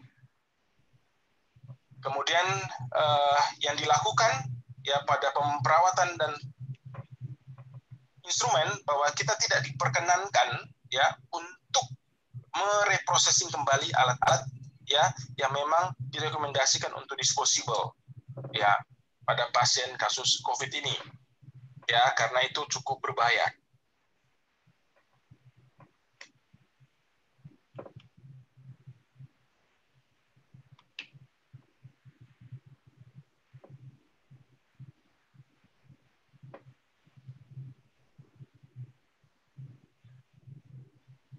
Oke, kita lanjut. Pembersihan di kamar operasi itu ada 3 ya, sangat penting sekali ya, kurang lebih ya. Yang pertama itu dam and dusting ya. Dam and dusting itu biasanya di pagi hari teman-teman melakukan pembersihan ya. Kemudian ini penting sekali karena di dalam kamar operasi debu menjadi sangat berbahaya. Kemudian ada pembersihan juga turnover cleaning ya, yang kita kenal dengan pembersihan rutin ya, bahwa ini perlu pembersihan yang setiap kali kita lakukan dalam ya, pembersihan kita lakukan dalam setiap operasi, antara operasi dengan operasi lainnya. Kemudian ada pembersihan terminal cleaning yang kita lakukan ya pada saat pemakaian terakhir di dalam kamar operasi. Dan ada pembersihan-pembersihan lain yang seperti scheduling mingguan. Nah, itu biasa kita lakukan dalam pembersihan kamar operasi. Nah, sehingga ya yang paling populer ya yang biasa dilakukan oleh teman-teman adalah kurang lebih 3 yang saya sebutkan tadi di atas, yaitu dam and dusting, kemudian end of procedure, kemudian sampai terminal cleaning. Next, Pak.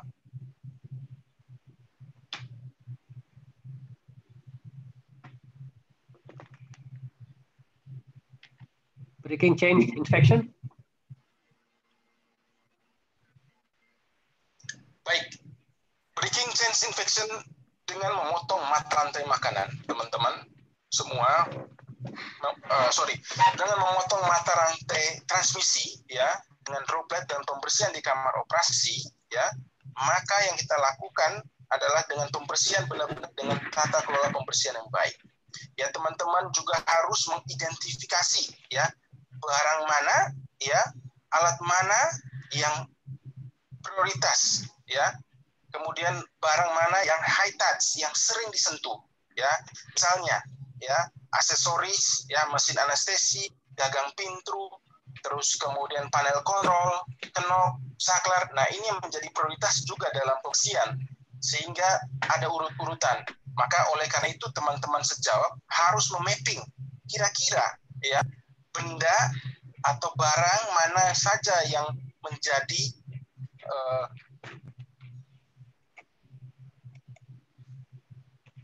penularan, ya, yang menjadi penularan yang disebabkan oleh proses penyentuhan yang berlebihan. Nah, ini harus diskusi bersama tim dan kemudian mengundang juga tim PPI sehingga urut-urutan dalam pembersihan itu menjadi sangat menjadi cara begini kita bisa memutuskan, ya, rantai dari infeksi penularan dari COVID-19 ini. Next, Pak.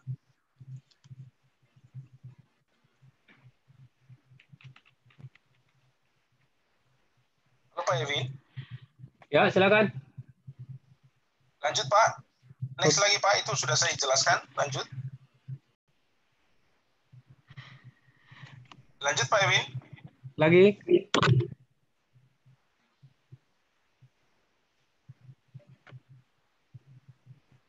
Oke, baik teman-teman, yang perlu diperhatikan saat pembersihan yaitu bagaimana peralatan itu yang sesuai yang digunakan, ya.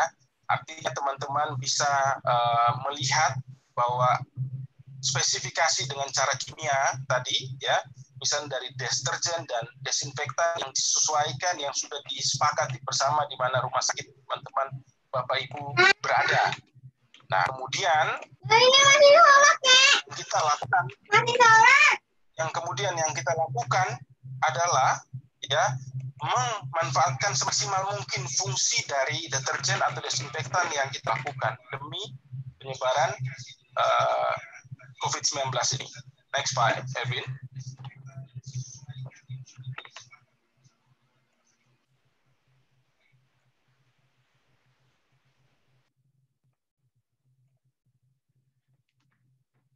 Halo, Pak Evin. Ya. Next, Pak Evin.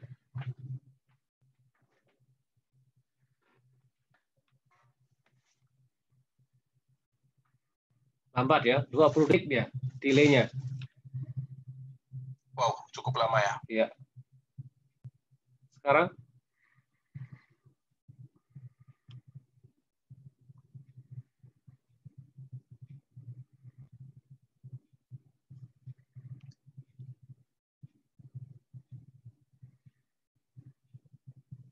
Halo? Pembersihan sebelum disinfektan? Oke, baik, pembersihan sebelum desinfektan. Jadi perlu dipahami tadi apakah chemical yang digunakan adalah deterjen atau desinfektan atau juga gabungan keduanya. Jadi ketika fungsinya hanya deterjen saja, maka perlu dilakukan deterjen supaya kemudian dilakukan menyusul dengan menggunakan desinfektan supaya fungsi desinfektannya itu tidak berpengaruh dalam mematikan kuman yang ada di kamar operasi. Next, Pak.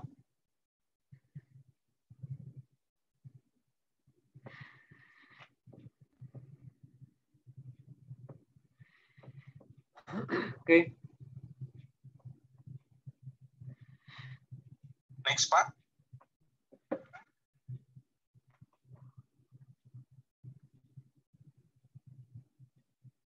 Next, Pak.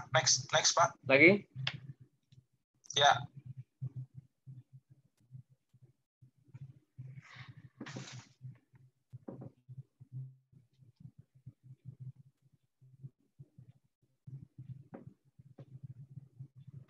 Next, Pak. Bisa switch ke video call?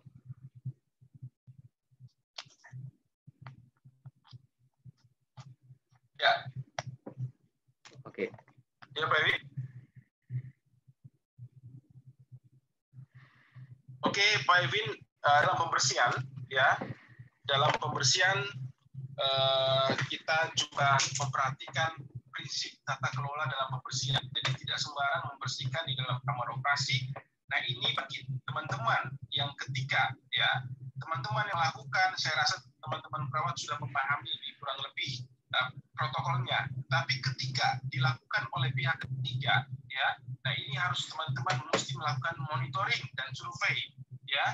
Kemudian teman-teman melakukan pengawasan yang ketat. Jangan sampai pembersihan yang dilakukan itu asal-asalan sehingga berpotensi menularkan, ya, ya COVID-19 ini ke kamar operasi. Kemudian beberapa teknik juga pembersihan juga harus searah dengan jarum jam, ya. Ini juga teknik-teknik yang mungkin bisa dipahami oleh teman-teman di kamar operasi. Kemudian alurnya juga harus diperhatikan juga dari daerah yang bersih ke daerah yang kotor, ya. Kemudian untuk meminimalkan meminimalkan kontaminasi. Berikut.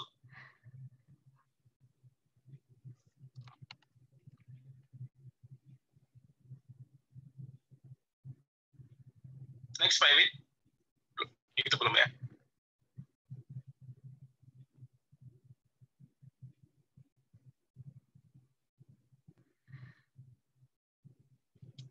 Oke.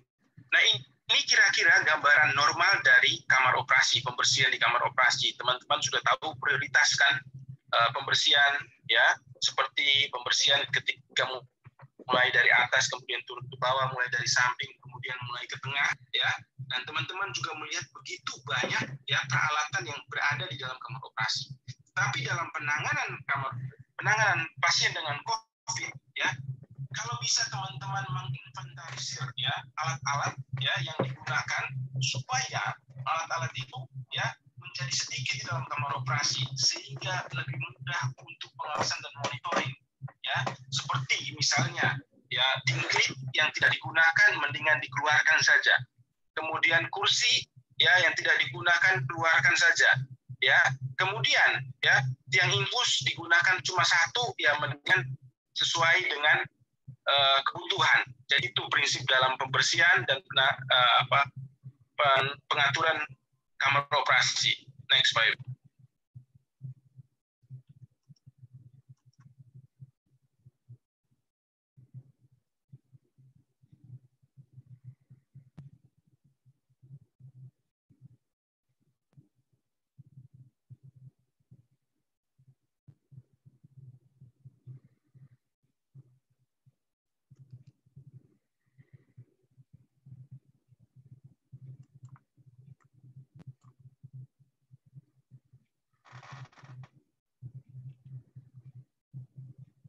Baik,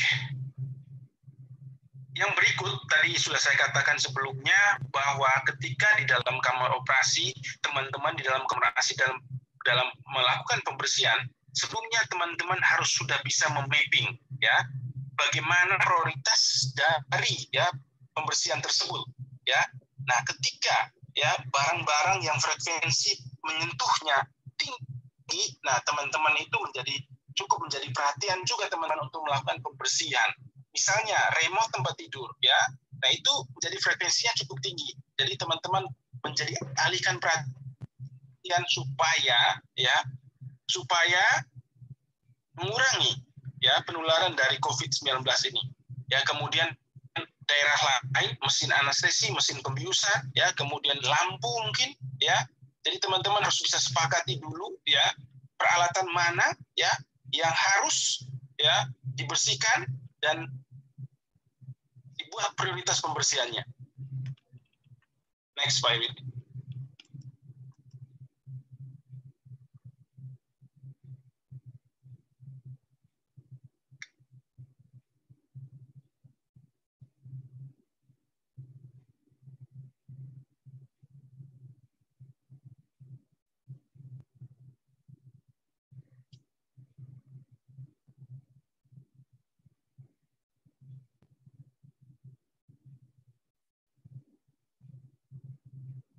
Nah, ini peralatan yang memang harus dibersihkan ya.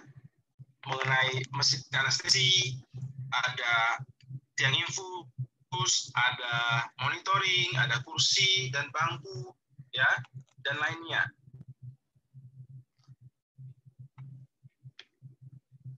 Nah, ini menjadi ya teman-teman membuat prioritas. Apakah alat-alat kursi dan bangku itu perlu ada di dalam kamar operasi atau tidak saat operasi COVID, pasien dan COVID.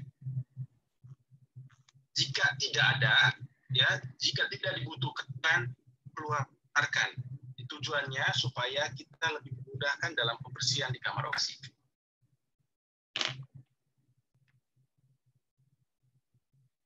Nah, juga ada alat lain, ya, seperti peralatan lain yang tidak dipakai, ya, misalnya ada medical gas di dalam, ada tabung di dalam, dikeluarkan, ya, kemudian ada mikroskop, ya, ada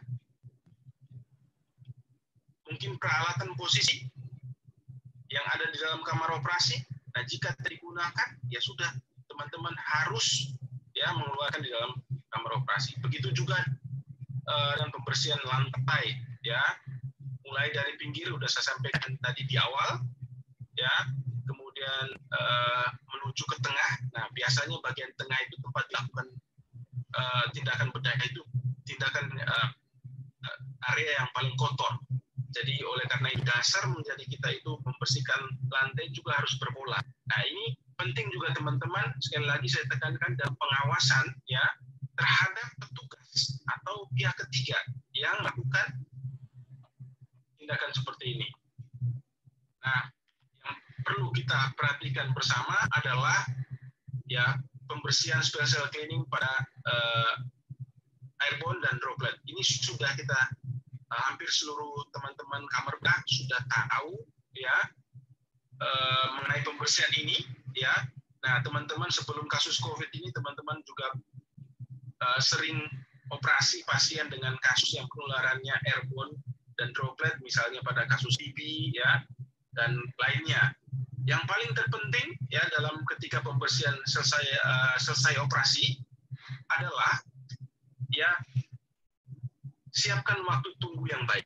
Ya, artinya dengan waktu tunggu yang cukup, ya, kita mengharapkan ada air change atau pertukaran udara di dalam kamar operasi yang normal, sehingga ya kontaminasi dari droplet itu bisa diisi kembali dengan fresh udara, ya, yang disemburkan oleh filtrasi udara yang ada di kamar operasi.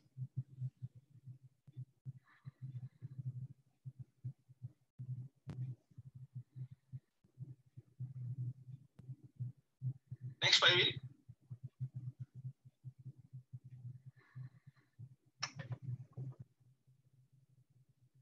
Nah, dengan harapannya, ketika air change itu berfungsi dengan baik, pertukaran udara berfungsi dengan baik, udara di dalam kamar operasi menjadi tidak tercemar, ya minimal sesuai dengan dasar standar pertukaran udara yang ada di kamar operasi. Maka pada kasus-kasus seperti ini, pada kasus yang penularan lewat airborne, maka penting sekali air change ya harus terkalibrasi dengan baik di dalam kamar operasi. Next, Pak.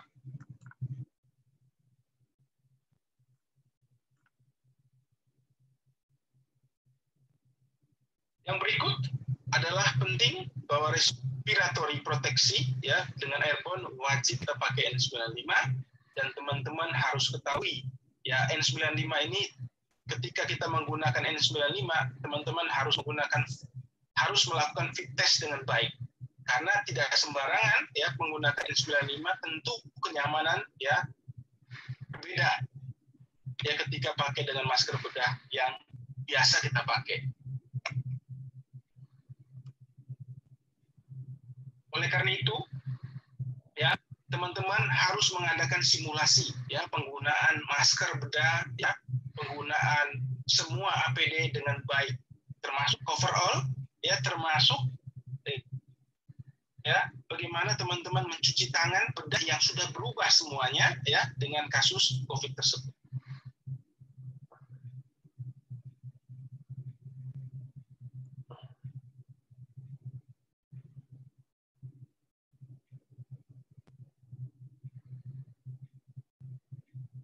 Nah ini masker yang perlu fit test ya, prosedur fit test. Nah, kita harus pastikan jangan sampai masker yang kita gunakan juga ya, walaupun judulnya N95 kemudian dia tidak bisa memfiltrasi dengan baik. Nah, oleh karena itu peran dari manajemen rumah sakit ya untuk keselamatan petugas kamar operasi dan pasien yang ada di kamar operasi dengan pengadaan masker yang baik yang melalui prosedur fit test yang baik juga.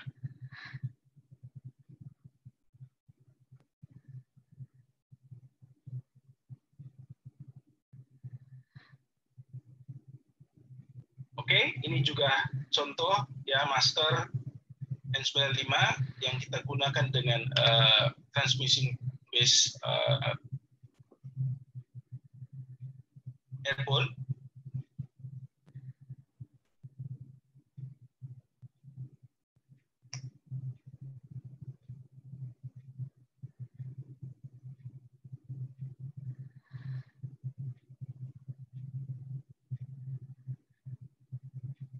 Oke, next Pak.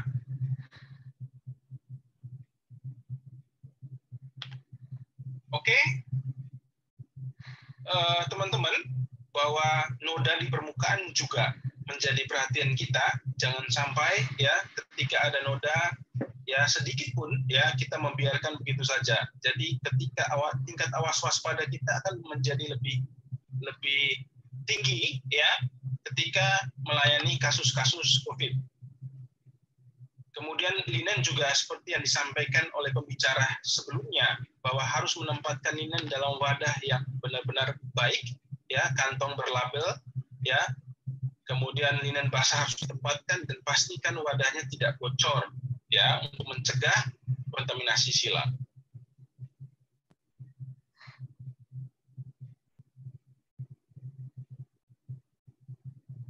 Next, Pak Iwi.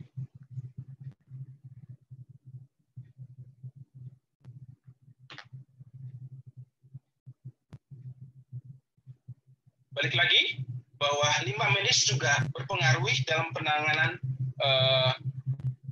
pembersihan kamar bedah. Jangan sampai ya spesimen mengeluarkan darah cairan ya, kemudian berpotensi untuk menularkan ya pada yang lain di dalam kamar bedah, di dalam lingkungan kamar bedah. Nah, yang terakhir bahwa peran perawat ya kita harus sesuaikan dengan mekanisme dari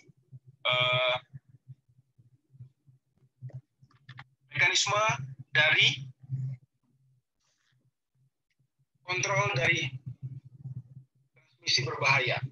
Ya, ketika kita menggunakan pada tahap 1 pada level penggunaan APD yang benar, kita menggunakan APD yang benar. Oleh karena itu kita melatih diri kita dengan baik, ya. Kita melatih simulasi demonstrasi kegiatan pemakaian APD. Kita mengatur alur dalam pembersihan, ya. Kita mengatur alur sehingga tidak menularkan yang lain.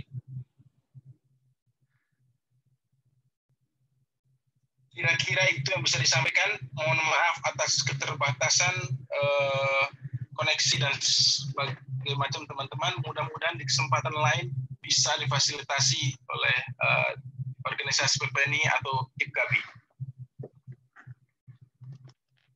Baik, terima kasih Pak Hendra, di tengah keterbatasan yang terjadi masalah koneksi ini tidak menghalangi kita dan Pak Hendra untuk share ilmu tentang bagaimana kita sebagai perawat dapat menjalankan perannya sebagai orang yang bisa menentukan apakah kita bisa melakukan tindakan atau manajemen peralatan di kamar bedah dengan baik dan benar. Bapak Ibu, waktu kita sudah pukul 16.20. Saya hanya mengambil 4 pertanyaan dari peserta kita hari ini. Saya coba lihat dari form chat. Ya. Ada pertanyaan.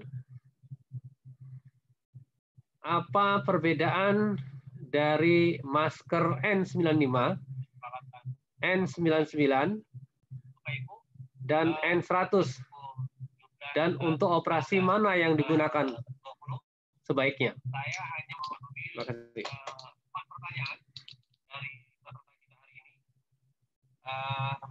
Saya coba lihat dari konten. Ada pertanyaan. Apa perbedaan dari N95, N99, dan N100 dan untuk operasi?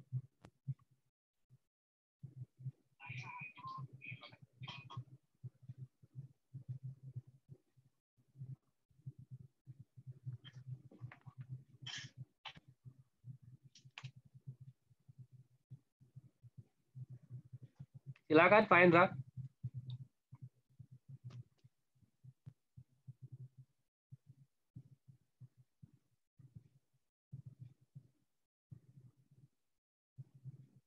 Pak Hendra.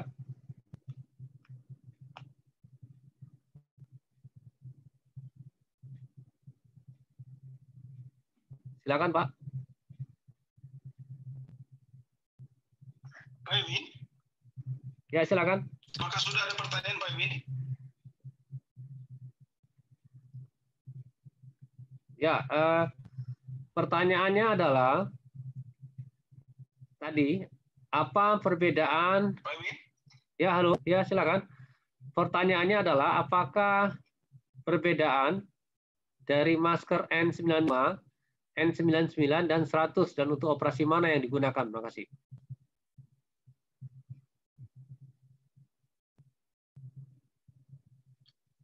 Baik teman-teman, untuk masker ini mestinya teman-teman nanti bertanya kepada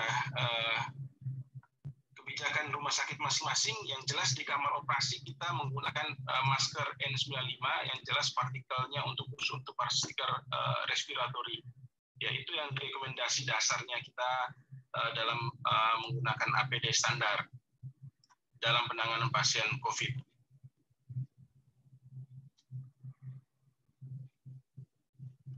Baik, terima kasih. Pertanyaan berikutnya dari Pak Andan Hidayana ya. Untuk operasi yang durante selanjutnya, apa ada jangka waktu tertentu untuk pembersihan kamar operasi yang terkait dengan airborne? Baik, ini pertanyaan bagus sekali yang mungkin paling banyak ditanya oleh semua orang ke KB. Jadi minimal waktu tunggunya adalah 1 jam, ya.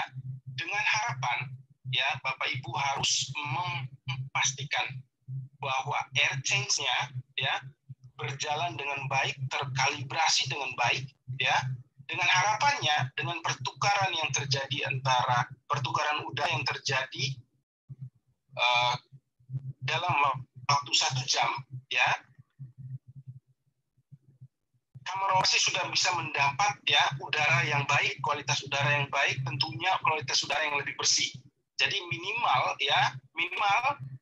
kurang lebih 1 jam waktu delay-nya, ya, lebih lama lebih baik, ya, tergantung ya bagaimana air change atau pertukaran udara dalam kamar operasi.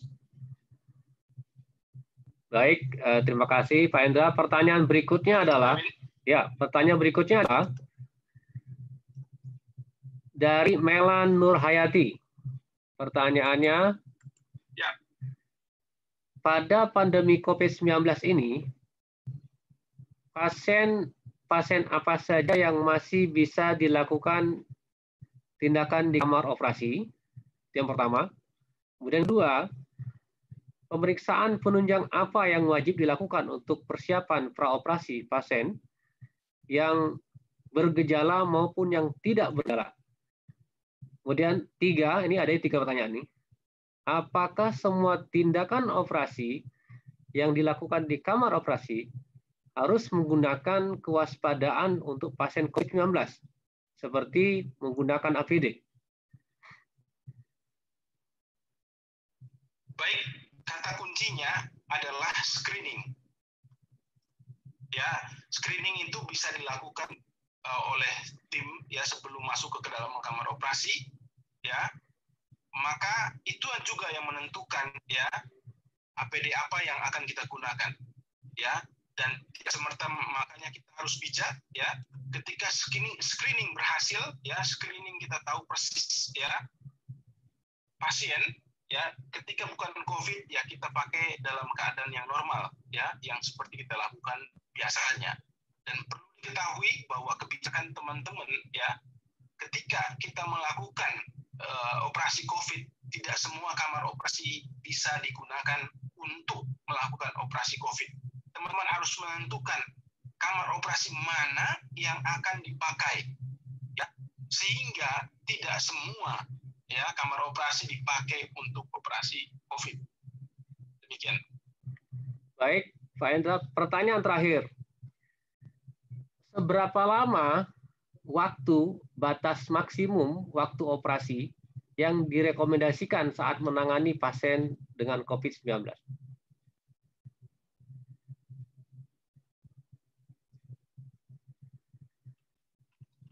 Secara prinsip bahwa semakin ya sedikit waktu operasi, ya semakin sedikit pula ya risiko paparan yang terjadi.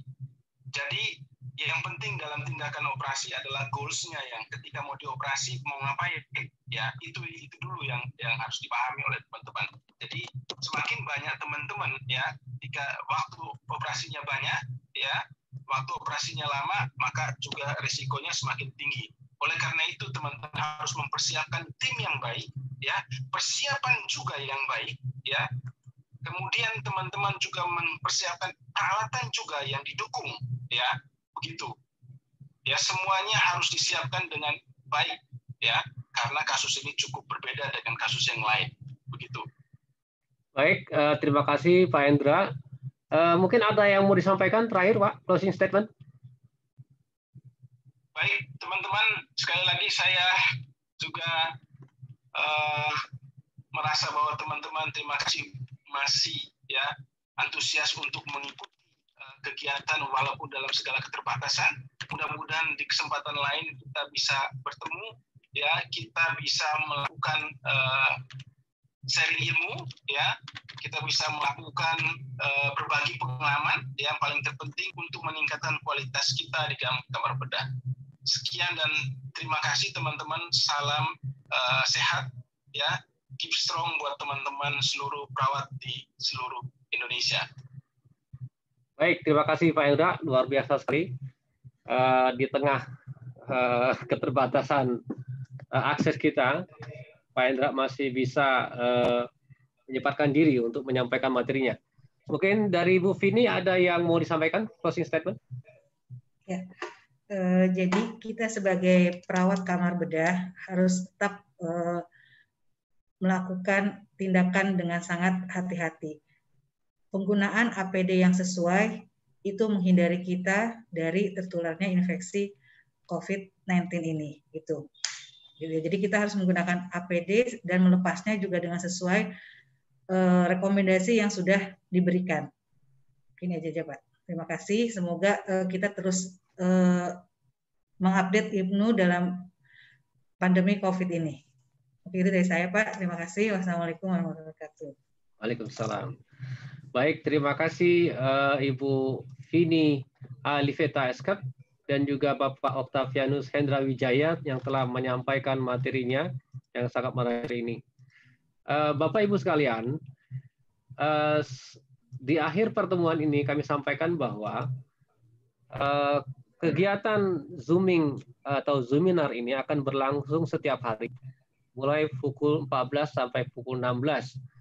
Namun antusias peserta yang sangat tinggi, kami mohon maaf apabila terjadi troubleshooting terhadap koneksi maupun terhadap akses untuk masuk ke dalam meeting room-nya. Dan kami hari ini pun sempat mengalami troubleshooting yang cukup bermakna, dan mungkin selanjutnya untuk besok ada sedikit perubahan terkait dengan registrasi peserta. Di mana besok kita akan buka registrasi peserta sesuai dengan jam berlangsungnya acara Zoominar kita. Jadi acara Zoominar kita dimulai pukul 14, maka kita akan buka registrasi di pukul 14. Sementara untuk teman-teman yang akan bergabung, nanti akan menunggu di ruang tunggu atau waiting room. Dan nanti admin